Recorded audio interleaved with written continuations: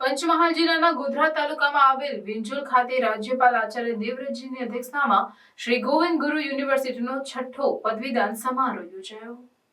ગોધરાની ગોવિંદ ગુરુ યુનિવર્સિટીનો 6ઠ્ઠો પદવીદાન અને સુવર્ણચંદ્રક એનાયત સમારોહ રાજ્યના રાજ્યપાલ આચાર્ય દેવવ્રતજીના અધ્યક્ષસ્થાને મુખ્ય અતિથિ તરીકે રાજ્યકક્ષા ઉચ્ચ કક્ષા અને તાંત્રિક શિક્ષણ મંત્રી પ્રફુલભાઈ પાનસેરિયા, પંચાયત અને કૃષિ મંત્રી બચુભાઈ ખાબડ, પૂર્વ શિક્ષણ મંત્રી અને ધારાસભ્ય જીતુભાઈ વઘાણી, ગોધરા ધારાસભ્ય સી.કે. રાહુલજી, યુનિવર્સિટીના કુલપતિ ડોક્ટર પ્રતાપસિંહ ચૌહાણ, કુલ સચિવ ડોક્ટર અનિલભાઈ સોલંકી સહિત મહાનુભાવોની ઉપસ્થિતિમાં સમારોહ યોજાયો હતો। યુનિવર્સિટીના કુલપતિએ જણાવ્યું હતું કે 6 વર્ષમાં 250થી વધુ કોલેજોએ યુનો સાથે જોડાણ કર્યું। હાલ 2 લાખથી વધુ વિદ્યાર્થીઓ અભ્યાસ કરી રહ્યા છે।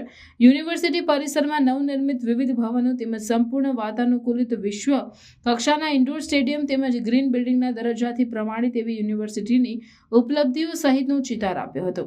રાજ્યપાલે યુનિવર્સિટીના કુલપતિ પ્રતાપસિંહ ચૌહાણે કરેલ યુનિવર્સિટીની કામગીરીને બિરદાવી હતી।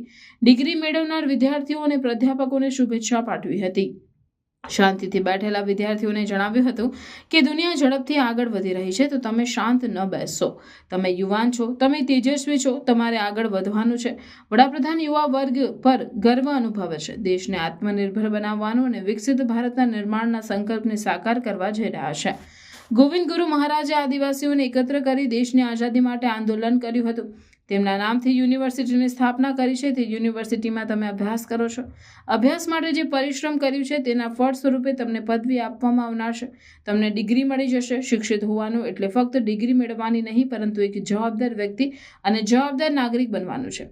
જવાબદાર એટલે તમે જીવનમાં કર્મ યોગ્ય કામ કરો તે ઈમાનદારી કરવા જણાવ્યું હતું। પીએચડીના 70 ઉમેદવારોને અને 47 વિદ્યાર્થીઓને સુવર્ણચંદ્રક એનાયત કરાયા।